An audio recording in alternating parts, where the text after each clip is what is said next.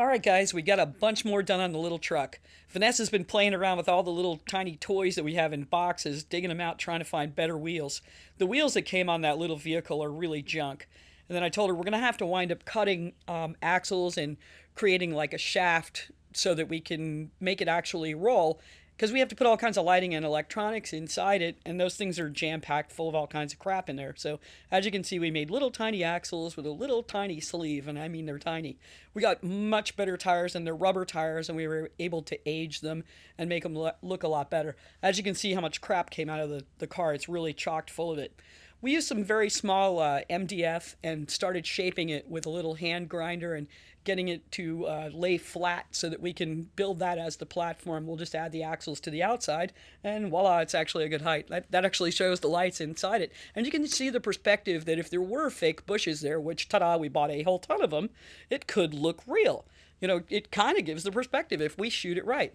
So we made some of these trees so that we could actually cast shadows, and we made them on a little hinge point so that we could manipulate them. See the shadow?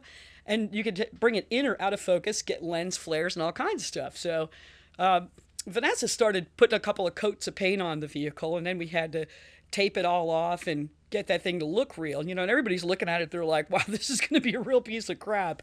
And I promise you it will not. If you look back in time, Jim Cameron got away with some pretty cheesy effects on Terminator, and he's one of my ultimate heroes.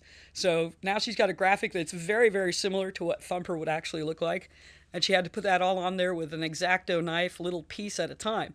We're actually creating the little skull head that's on top of the truck that has the horns. There's no way for us to put lights in it, though, and they light up, but in the movie it would never light up anyway. But Vanessa very diligently wrap this thing up, and it was a heck of a thing to do. We even had to put an area on there for where the windshield wipers would go, because that glass is a little shinier even though it's just blacked out.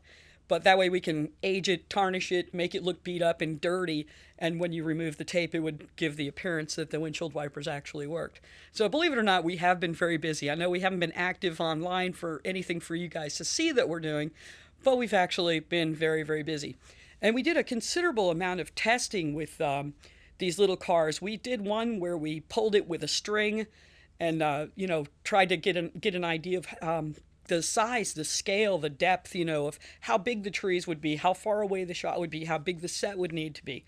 We even played with those little cars that you roll them backwards and just let go of them, and they just kind of rocket forward with some kind of little pulleys and gears and a spring in there of some kind. And there's no way to gauge the speed on those. We thought about doing little tiny radio controlled vehicles, and the scale, even for a really small one, would be stupid, too much work and blah, blah, blah. Didn't want to do it. So we came up with the idea to make like a slide where we can just change the degree of the ramp, where you drop it. And that would be, how fast the car would go. If you elevated it higher, it would be faster. If you dropped it lower, it would be slower. So anyway, there's Thumper now that it's, we're working on it. And there's Vanessa checking out the idea with the string. There's the little motor thing, that spools up. We tried those and nah.